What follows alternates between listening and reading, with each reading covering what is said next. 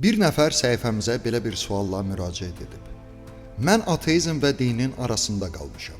Sanki daxilimdə iki fərqli insan var və onlardan biri deyir ki, Allah var, digəri isə məntiqə əsaslanaraq Allahın varlığını inkar edir. Sizə ona görə müraciət edirəm ki, siz də vaxtında ateist olub, Allaha yaxınlaşa bilmisiniz. Mən özüm elmə bağlı bir insan kimi sizdən Allahın varlığını elmi şəkildə izah etməyinizi rica edirəm. Böyük məmnuniyyətlə cavablandırırıq və bu mövzu ilə əlaqədar 3 amili nəzərə almağınızı istərdik.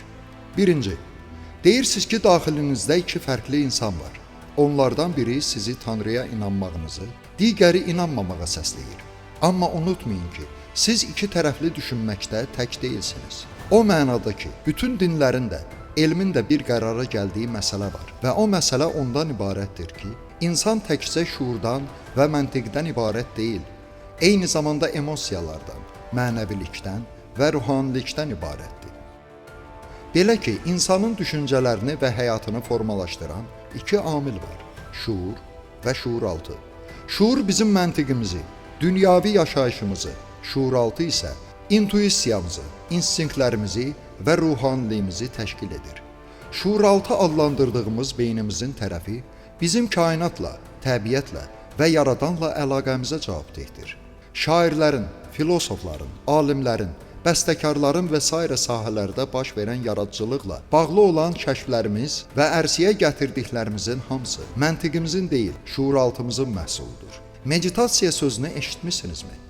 Meditasiya şuuraltımızın inkişafına xidmət göstərən, təmkin və ruhən sakitləşmə texnikasıdır. Təsadüfi deyil ki, dünya miqyaslı döyüş növlərinin böyük əksəriyyətinin fəlsəfəsində meditasiya xüsusi yer tutur.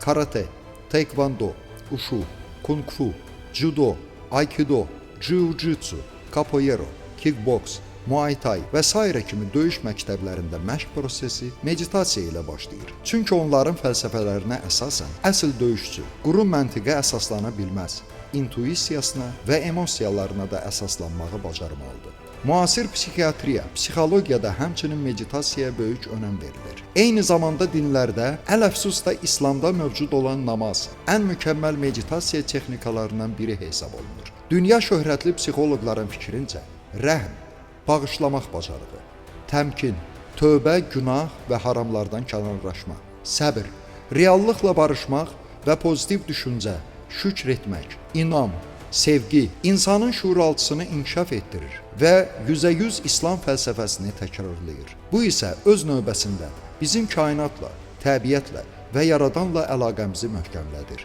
Ona görə də hər birinizə ilk tövsiyəmiz var. Allaha inan və iman mövzusunda uğur əldə etmək üçün bu 5 amilə üstünlük verin. İkinci məsələ, şuur canlılara nə üçün lazımdır? Ümumiyyətlə canlı materiyanı cansız materiyadan fərqləndirən amillərdən biri şuurdur. Şuurun isə başlıca funksiyalarından biri canlıları xaosdan və xaotik, loru dildə desək pərakəndə yaşamaqdan qorumaqdır. Adi toyuğun şuuru olmadığı halda yaşadığı hinə yolu belə tapa bilməz. Planetimizdə mövcud olan canlıların hər biri çox mürəkkəb və mükəmməl bir mexanizmdir. Təsəvvür edin, adi qarışqa və ya arı vahid bir orqanizm şəklində yaşasa da, əslində milyardlarla bakteriyalardan və hüceyrələrdən ibarətdir.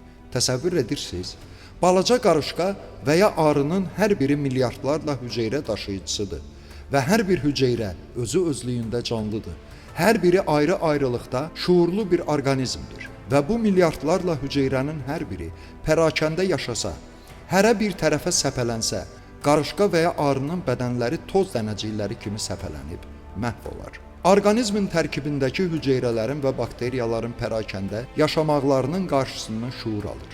Qarışqa və ya arının bütün hüceyrələri beynə tabe olmasa, o zaman xaos başlayacaq. Deməli, qarışqa və ya arının beyni və şuuru milyardlarla hüceyrələri idarə edir.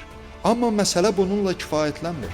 Qarışqalar və ya arılar cəmiyyətlər yaradaraq özlərinə kral və yaxud kraliçə seçirlər və ona tabe olmağa başlayırlar. İnsanlar da belədir. Hər insanın bədənindəki trilyardlarla bakteriya və hüceyrə insanın beyni tərəfindən idarə olunur. Eyni zamanda insanlar işlədikləri təşkilatlarda müdirlərə, yaşadıkları məkanlarda isə prezidentlərə, krallara tabedirlər və s. Beləliklə, bədənimizdəki hüceyrələr xaotik yaşamalarının qarşısını almaq üçün beynimizin isə daha yüksək və mükəmməl şuura, dini dildə desək Tanrıya ehtiyacı var. Və bu ehtiyac insanın dünyaya gəlməsi ilə ilk anlardan biruzə verilir.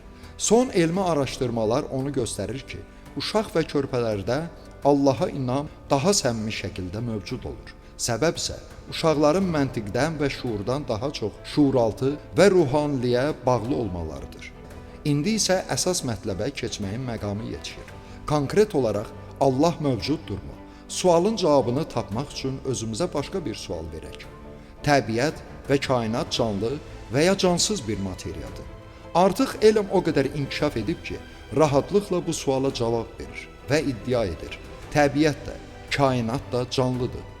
Canlı olduğu üçün xaos içində pərakəndə şəkildə mövcud ola bilməz. Buna sübut olaraq görürük ki, kainat qanunlara uyğun şəkildə mövcuddur. Qalaktikalar, günəş sistemləri və planetlər mükəmməl dəqiqliklə öz trayektoriyaları üzrə hərəkət edir. Gecə-gündüz, fəsil dəyişiklikləri, kosmik cisimlərin vəhdətləri harmonik və qeyri-xaotikdir. Bundan da qənaətə gəlirik ki, kainatı idarə edən şuur mövcuddur. Və nəhayət, bayaq dediyimiz kimi, bizim bədənimizdə mövcud olan trilyonlarla canlı hüceyrələr kiçik olduğu üçün bütün orqanizmimizi görə bilməsə də, hər hüceyrədə irsi bir proqram var ki, o proqramda bütün orqanizmimiz haqqında məlumat var. İnsan da belədir. O bütün kainatı və Tanrını görə bilməsə də, onun şuuraltısında kainat və Tanrı ilə əlaqə yaratmaq üçün bir proqram var. Və o proqramın əsas tərkib hissələri, şuuraltımızı işə salan, Quranda əksini tapan bu amillər var.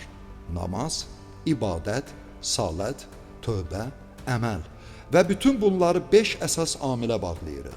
Səbr, təmkin, rəhm, inam və sevgi.